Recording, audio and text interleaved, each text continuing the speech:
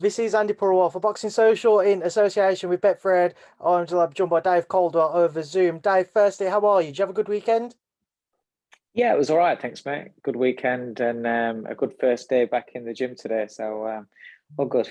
Good to hear. I also want to say thank you for doing this interview again. Obviously, we spoke at the Wood-Conlan presser last week, but my audio just couldn't hear anything, so it just went No completely problem. wrong there. But I appreciate you stepping in to do it again. No worries, mate. No worries. Let's just pick things up then from last week. We met at the Nottingham press conference. Wood-Conlan announced. Yeah, how excited are you for this fight for Lee? It's finally been announced. He's been spoken about for a couple of months, and the next step in his career.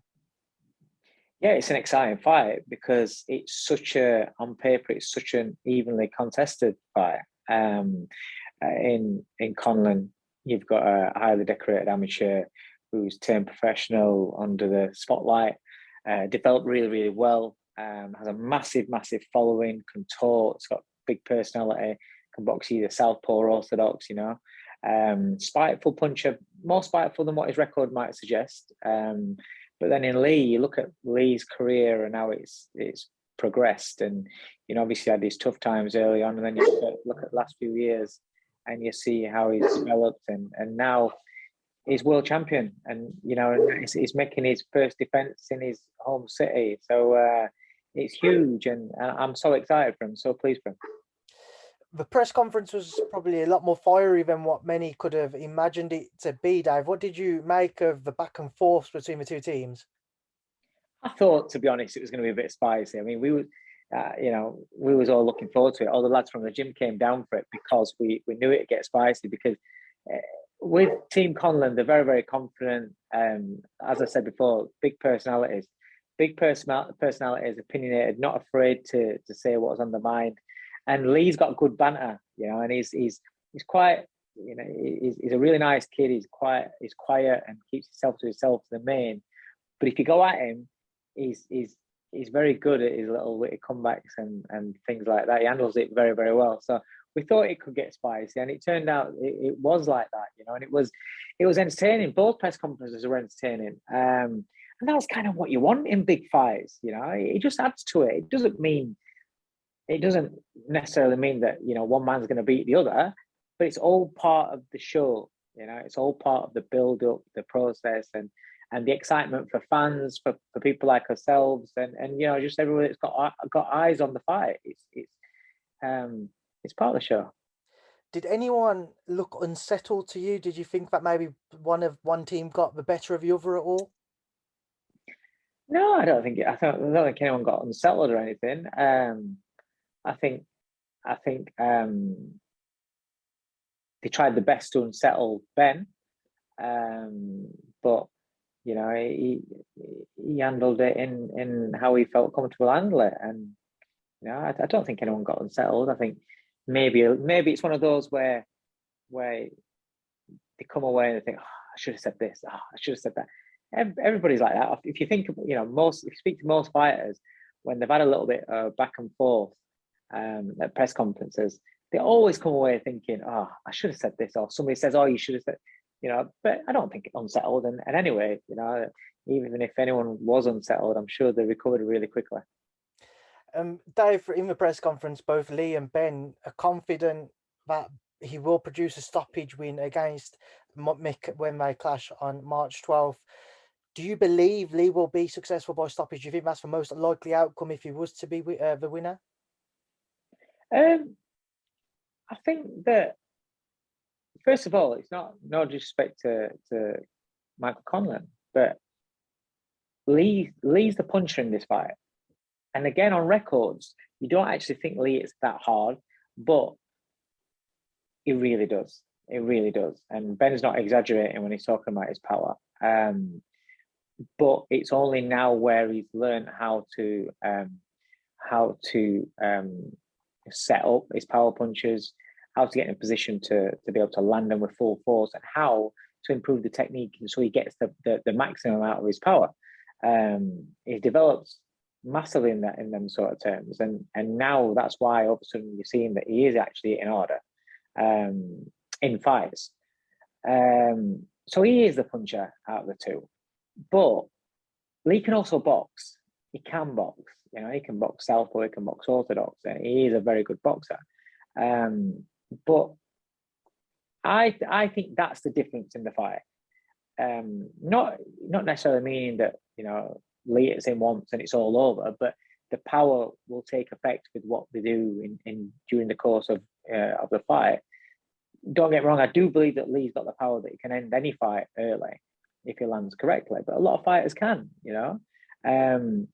What you have to be guarded against, you know, Team Wood is that Michael's tough, and so you can't just rely on that. You can't just think that it's just one, you know, all you've got to do is to land on one shot, and that ends a fight, because Conlan is tough. He's very, very gritty, and he is very, very spiteful, and he's very, very confident in his own abilities, to the point where no matter what Lee Wood does in that fight, while ever Conlan's in the fight, he will believe that he can win the fight. And that's how he seems to have that sort of mentality. So I don't believe that Ben and Lee are just banking on the power. And I think that Team Conlan think that they are just looking at that, and with a little bit of boxing and a little bit of smartness in there. But I just think that Lee's boxing will allow his power punches to land. Dave Foley, he's spoken openly about his desires to fight at the City Ground. A win against Michael Conlan, you could imagine it would only be around the corner. And let's say if Josh Warrington was to be successful against Kiko Martinez, I know Josh would love to have it at Leeds once again, but it'd be just as feasible to make it at the City Ground. Wood, Warrington, Barrett. Do you think that is what would be considered next if Lee was to be the successful man against Michael Conlan? I think that's the natural fight after that. I mean, Lee's, what's Lee, 32? 32, I think he's 32, maybe coming up to 33. He's at an age now where he's paid his dues. He's had, you know, the domestic fights, the international fights, so to speak, you know, when winning the Commonwealth title. And then he stepped up, he's got this world title. He makes this high profile defense in a 50-50 fight, then he's not going to want to just have a defense against a mandatory or against whoever. He's going to want to have the biggest fights out there and see what other belts he can collect. Can he unify? Can he, you know, where's the biggest fights with the biggest paydays, but also the highest profile fights, in order to leave his mark on boxing and to further establish his name in his own city. He's very, very proud of being from Nottingham, which is why he's desperate to fight at the City Ground. And this fight, as you say, brings him another step closer. So I would imagine he beats Conlan, he'll be pushing, you know, very, very hard, for ready to make, you know, that unification fight at the City Ground. And it ties in dates wise, it ties in really, really well, because you would look at the dates and you would think, right, okay, his next outing would be in the summer. There you go. What do you make of Warrington Martinez? Interesting fight. Really interesting fight. And it's a fight that's just come to us overnight, so to speak. What, you know, with Kiko shocking the world with his amazing victory over Pig Galahad. I didn't actually even think about this fight. I didn't think that was the way it was going to go. And then all of a sudden, you see that Warrington's got his shot, and fair play to him. He's managing to get straight there with a world title shot, having been beaten by Lara, and then obviously no contest in the rematch. He's not actually put that to bed. He's managed to get straight into a world title shot, but that's because of the history, because he's already beat Kiko, and Kiko wants revenge. So that's how that fight's been made. So, you know, although first reaction is, what? How has he got that shot? But then you understand, you think, oh, okay, of course. And the champion wanted it. So Josh ain't going to turn around and say, oh no, I don't want that fight. Let me go and tidy up Lara first. No, of course he's not. He's gonna take his opportunity, and it's a really good fight, because at this stage, having seen what happened with Lara, and you don't know how Warrington is now. You know, he's had a hard career, high volume puncher, a lot of long distance fights. You don't know. I'm not saying he is showing signs of wear and tear, but you don't know, and you don't know what that loss did to him, because it was a devastating loss. You know, he was destroyed. But Kiko's a man that just seems to he's like Terminator. You think he's gone away, he's got a couple of losses and whatever, he just keeps going, and then up he pops again, and you know, he's world champion. So it's a very good fight. It'll be an exciting fight. However long it lasts, it's exciting. So I'm looking forward to that fight. Moving on from him, but onto another charger, well, somebody who's more of a charge of yours because you train him as well, Jordan Gill. He's finally had his fight with Griffey announced today. I see the smile on your face there, Dave. We spoke last week. He's had a very difficult time since that Tinoco loss, but now hopefully things are just moving in the right direction for him with this fight. He's had a very tough time. Injuries, illness, COVID. It's all in the mix. But throughout all that, he's trained. His mentality and his professionalism in the gym, despite the emotional roller coaster that he's had, fights being postponed and things like that, add that one into it, and dates getting changed and things like that, and just not knowing where you lie in the the complex and mad world of boxing. He's kept in the gym. He's kept learning his craft, developing, educating himself, and he's been a consummate professional, so he deserves this. And this European title, it means the world to him. I remember when Tony Bellew boxed Masanek for the European title. Every fighter wants to be a world champion and move on to the world stage and everything like that. But that fight was a huge crossroads for him, and it meant a lot to him to win the European title. If I remember rightly, he gets out on the side of the ring and he's very emotional about it, winning the European title. The European title is a major title, and it means a lot to a lot of fighters, especially a lot of fighters that are students of the game. Remember the days, when we used to see, our fighters going over to Italy or whatever to win the European title. And if you had a European title fight over here, it was, quite rare. Jordan's one of those fighters, and the European title right now is everything for him. And yes, this fight means everything right now to become European champion, but also it's a massive, massive step forward towards getting into the mix for the world title. Moving away from that one name which has continued to be mentioned around Jordan's is that of Isaac Lowe's. They've had a few words to share about each other. Most recently, I believe Isaac started calling for that fight only a couple of weeks ago once again. Do you think those two will cross paths this year? Yeah, I mean, we asked for the fight last year, last year. We asked for the fight, and that's not changed. If we've asked for the fight, then surely, there's no way that we'd back out of that fight.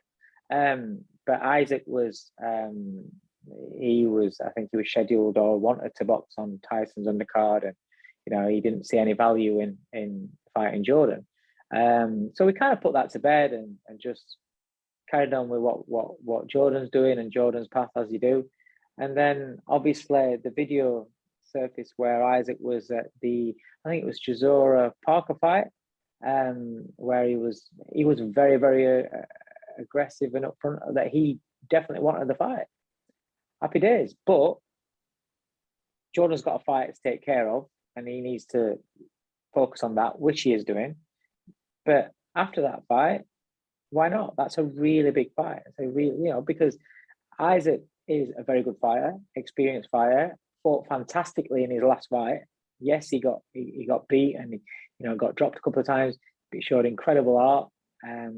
It was a really good fight, and in that fight, you're a fan of Isaac Lowe watching it. What more can he ask of the kid? And he's got a bit of personality himself, and it'll be there's a bit of meat to it, and so it'll be a fun build up, and it'll definitely be a fun fight. Dave, moving away from that one and moving on to another one of your charges, Lerone Richards. What is the latest with Lerone? Just waiting. He's coming off a fantastic win. He's got top 10 in the Ring Magazine rankings, which is a massive thing. It's a big thing there, and it's funny because this is the sort of stuff that I was saying to the lads that I want my fighters to be achieving this year, getting into that ring rankings and things like that, because you can be in the World Organization rankings and this, that, and some people go, oh, this, that. But to get in the Ring magazine, you've got to have beaten somebody of good caliber and standard to get into that magazine rankings. And that's what Laurent's done. Forget the IBO title, whatever it is, whether you hold it in regard or you don't. He's a fighter. He's rightly proud of being IBO world champion. Does that mean that he sees himself as the world champion of the division? No, he doesn't. But rightly so, after a long career of going through ups and downs like many other fighters, he's got himself a title. Whether you win an area title, a British, English, European, Commonwealth, or a world title, be proud of what you've achieved. Be proud of that. And so rightly so, he's proud of it. And so people want to dig him out for it, fair enough. But he's actually gone out there and he's beaten an actual world ranked fighter for it. It's not like he boxed somebody that was number 154 in the world and he picked up this IBO world title. No, it beat a top 10 ranked Ring magazine fighter, highly ranked in the other bodies of the world. So he's and somebody that was spoken about and seen as a real threat in the super middleweight division. So he's earned the right to be proud of that win and to be proud of that belt that he earned. So we're just waiting for what's next, and he wants the big fights now. He wants a real world title fights. He wants to put himself in a position for the real. He is now. If Canelo was to give up those titles, then he's got a very strong argument to be paired up for a vacant world title shot. But he wants the big fights. The belts can come, but the big fights are out there, and that's what Laurent wants now. And is at an age where he's ready for that. He's still only had 16 fights, so there are fighters out there that aren't elite, but a world level. They'd be a good shout for him. Do you know what I mean? And a couple of names there. People like Chudinov. Chudinov's ranked, I think, number 6 or something like that in the WBA, WBO, one of those. And he's a good name, good experience. And he's the kind of fight where there's something to be gained from fighting a Chudinov, but also, more importantly, the experience he would get by being in the ring with someone like that would prepare him for the next step up. I'm not suggesting that, now Laurent's beat Gongora, he's ready to step up to the absolute elite. I'm not saying that, but Chudinov's a good name, a top name, and a good step up, where I would say, yeah, that'd be a good fight. Gabe Rosado, even if Eddie was to take him to America, Gabe Rosado is a top class fighter, just shy of that world class level. He's mixing world class all the way through his career, so he's got that experience, the kind of experience that you want your fighter who's 16 fights in to get in with, because he's in a real fight against someone like Rosado. But it's a fight that you believe you'd win, but also you'd gain the experience just by being in there with that kind of presence, So they're just a couple of names that are there, but there's others, And listen, if I got a phone call for him to fight Caleb Plant, I'd back my man, So there's fights out there, and we'll see. Moving away from Laurent, get a word as well on Hopi Price. Again, what is the plan for Hopi this year, Dave? So Hopi's boxing on February the 12th. Looking forward to that on the Ryder Danny Jacobs fight. So we're looking forward to that. He's got just a 6-rounder, I think it is, and then I know it is just a 6-rounder. I would have preferred an 8, but just to get him out, because he's boxing again, but in a 10-rounder on March 26th. So obviously it's a bit safer, hands, cuts, whatever, just to do a 6-rounder, shake off some ring rust, and then we go again for a good one, March 26th. He's somebody that 2022 is going to have a good breakout year. I feel as though he did break out a little bit at the back end of last year with the Grande win, and then Ellen Road victory as well. 2 very, very good performances, outstanding performances. But we want to build on that now. And 2022, he'll be in some good fights, and you'll see him at the end of 2022, where a lot of people are talking about Hopi Price. Dave, just moving on to a few other topics before I let you go. The heavyweight division, it's interesting times when you look at the top. Complex. Everybody expected to see Usyk AJ2 and Fury White. now there's talks of a potential step aside for AJ and White, and a Fury-Usyk undisputed bout taking place. Alex Krashak did an interview with Rob earlier and said it's 50-50 if we see Fury-Usyk now. I just want to get your take on the entire situation.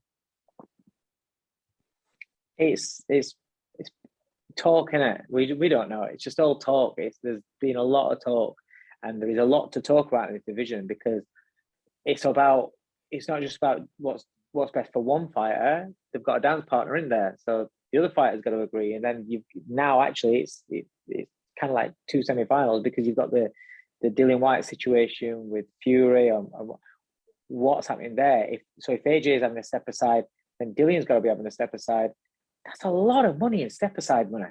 There's some serious money around for that heavyweight division, and when you've got that kind of money, if they're being backed that much, then pretty much anything can get made. If the Dillian White thing for me is a little bit, I just feel as though Dillian. I know some people say, "Oh, he should have took his shot earlier," and this, but I do feel as though he's paid his dues, and I would like to see Dillian get a shot at the heavyweight title. I think he deserves to, and not when he's a shell of his former self. I'd like to get it now, and straight away. I would like Dillian to fight for heavyweight title next. I would like to see the Fury fight for Dillian. That's the one that he wants.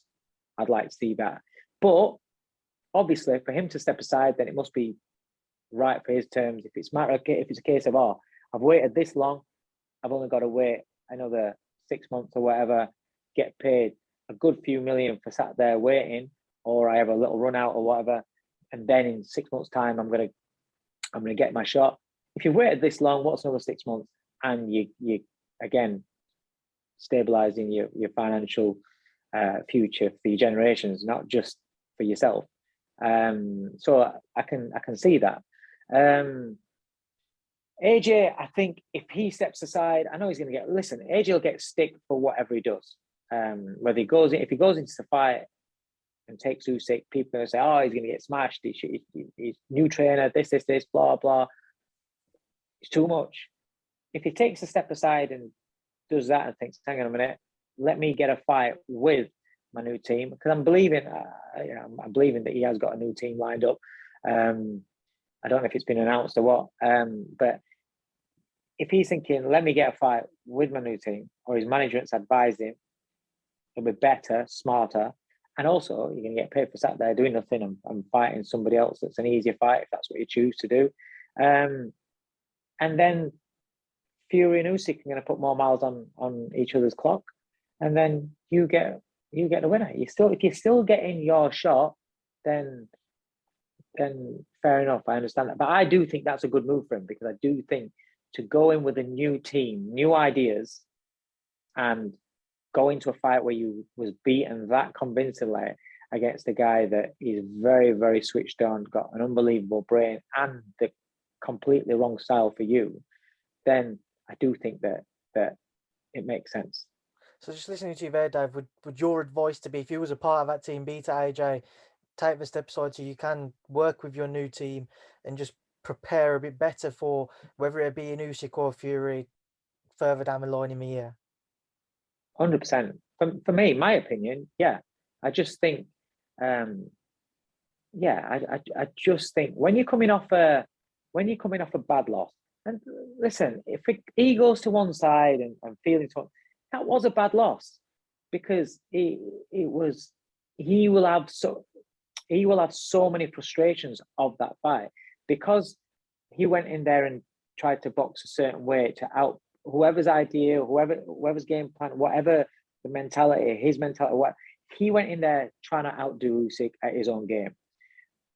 And so because he didn't get his shots off, he didn't do what you would think that he would try and do, then he will always have those regrets. When we talk about looking back on his lives and talking about regrets, if he'd have gone in there and done everything that he can himself, his natural style, his natural assets, and used them all and still came up short, you can have that.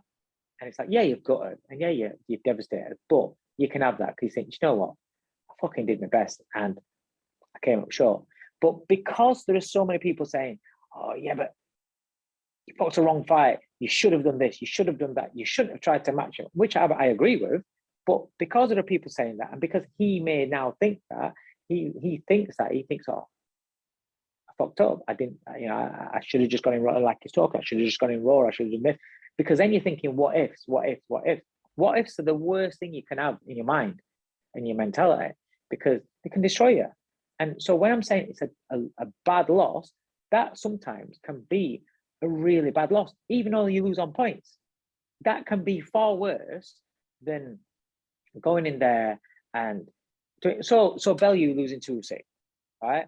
Bellew went in there, gave it his absolute best, managed to try. It did well in the fight, but managed to get off what it was trying to do, and in the end, he gets beat. He doesn't just get beat; he got stopped. He got knocked out. So that should be, you would look at it. Oh, that's a worse loss because on paper he's got stopped, but mentally, that's not as bad a loss, because mentally he's quite happy with it. Not happy, but he's comfortable with the fact that, do you know what? I did my best. And you can walk away from that and you can look back on that without being bitter and without being like fucking frustrated, because you did your absolute best. If AJ doesn't feel as though he was himself and able to express himself and he didn't approach the fight in the right way for himself, then that is frustration in itself. So I do believe that in a fight like that, when you're going straight back into it, there is a lot of pressures on you. And if it's a new team with new ideas, and then for you to go in there into that kind of fight with new ideas, new training methods, and then trying to carry out your instructions for your new coach, and also this face to face, which you've been used to somebody for years and years and years, and then next minute you've got this different facing on fight night. I know you're doing it in sparring, but fight night, the emotions, unless you've done it, you don't understand the emotions that can be going on in people's minds and how they are, which can make them question themselves. And the worst thing I think for somebody like AJ is to be in a position where he's questioning himself going into a rematch against some new boxers like Usyk, because Usyk will make you question yourself anyway. Even if you feel great and you're mentally charged up and you're mentally on it, he's going to make you question yourself anyway. So I do think it's a right move for him. Whether that makes any difference or not, that's a different matter. But I do think that's the right move for him. Dave, moving away from Asia, but sticking with the heavyweight division, one of your men, Derek Chisora, we saw Eddie Hearn's comments before the turn of the year that he wouldn't mind seeing the Deontay Wilder fight. I know you've since said you wouldn't train Derek if that fight was to be proposed or to potentially come to fruition. I just wanted to get word from yourself on it, your take on if we was to see Derek and Deontay. Well, firstly, I was asked my thoughts on that, on Eddie's comments. No, for me, somebody said to me, would you like to see it? I was like, what the fuck?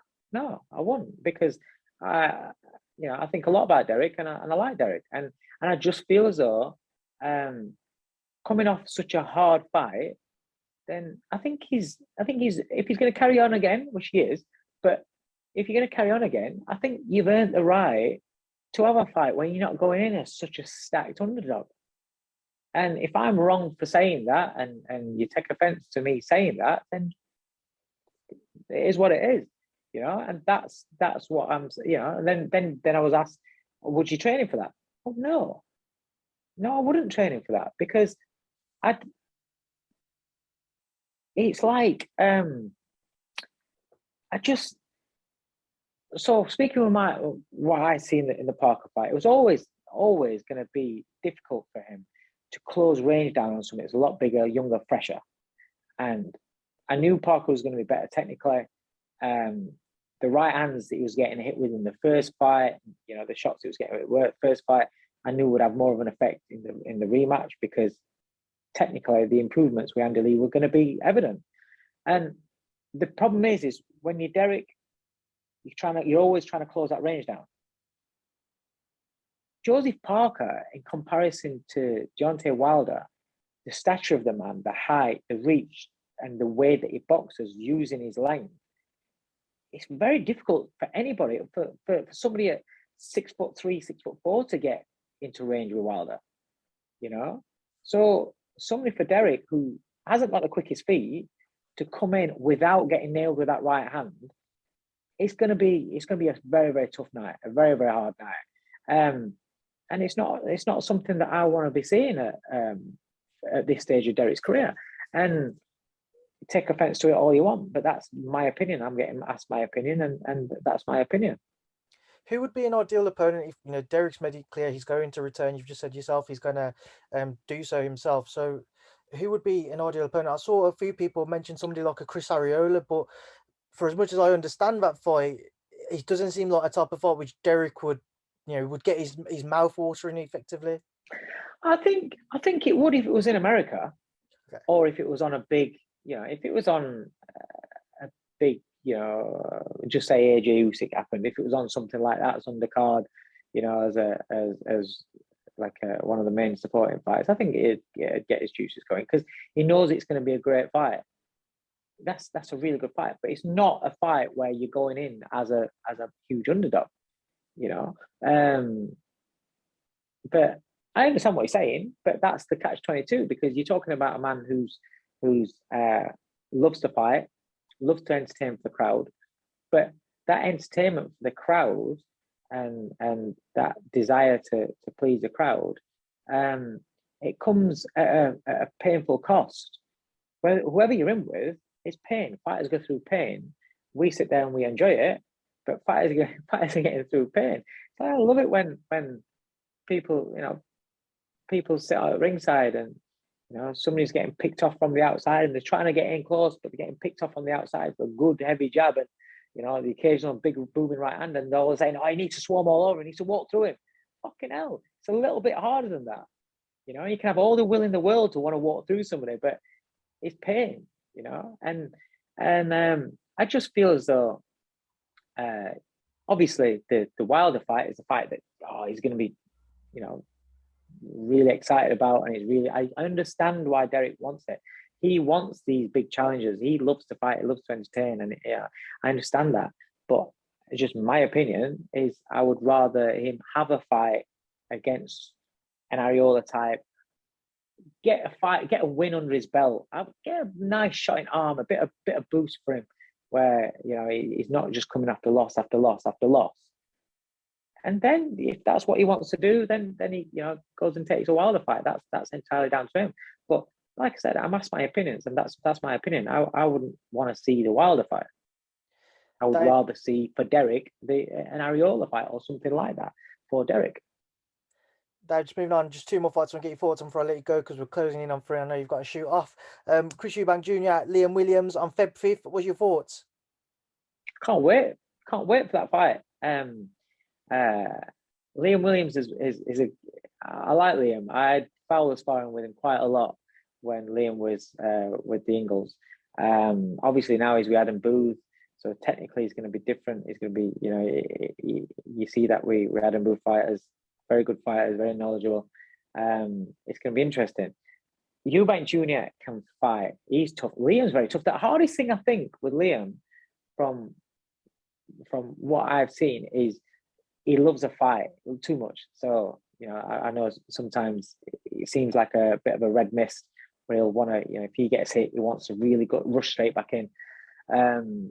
So that's a challenge in itself. But Eubank's a fighter and a very good fighter in terms of physically strong and very aggressive himself. But this link up with Roy Jones, I think it's one fight. I'm not sold on it. I didn't think that style suited him. And if that's the kind of route that he's going down to box like Roy Jones, then I don't think it's one that suits. But I might be wrong. He might come out and look $1 million. But I think Eubank's a fighter. I think that's his natural aggression and how he is. Put a bit of smarts into how he sets it up and things, and speed the feet up, going forward and cutting off the ring, and then you've got the basics of a very tough fighter and a good fighter. But it's a good fight. It's a really good fight. I hope they just have a great tear up and we enjoy it, because I'm going to be there. I've got Sammy Lansbury that I manage. defending his English title on the bill, so I'm going to be there. So the atmosphere is going to be great down there. So I'm looking forward to it. Away from that one, Amir Khan and Kell Brook, Dave, on Feb 19th. Finally, it's come around after all these years again. What are your thoughts? Finally. Listen, I before the fight was signed and people say, "Oh, is it gonna happen?" I got bored of it. It's like it was going on for about 6-7 years, and I literally said, "I'm not interested. I won't speak about it until it's been made. It's been made. It's signed. It's coming. I'm excited because you have to take it for what it is. This fight, whoever wins this fight, does not mean that they would have won when they were both in the peaks, and you have to understand that. And if you can take this fight for that value alone and not try and say, oh, yeah, but that means he's better, and take it for a fight as they are right now, it's who's got what left. That's what it is. Who's got what left. And the one that's got the most left wins the fight. And if you can ask me who's got most left, I haven't got a fucking clue. I really haven't. So that's what makes this fight so exciting. And that's why when the bell's about to go, and they're both stood opposite each other, about to walk out to the ring, and everybody's got out and they're about to walk out the centre ring, the atmosphere in there is going to be unbelievable. It's going to be electric. And everybody sat at home that has either been Team Khan or Team Brook throughout these last, it might be 10 years, 7, 8 years, whatever it is, right? Everybody's going to be edgy and everybody's going to have butterflies and be excited for it. And I can't wait for it. I just can't wait for it. And like I said, it doesn't mean that they would have been the best man in their prime. We're never going to know that. So don't even ask about that question. Let's forget about that. Let's talk about what it is now, and let's enjoy it for what it is now. All right, Dave, I'll leave you to shoot off because, like I said, I know you've got to go. But I appreciate you doing this interview once again, and thank you for speaking to me in Boxing Social. Cheers, mate. Good to speak to you.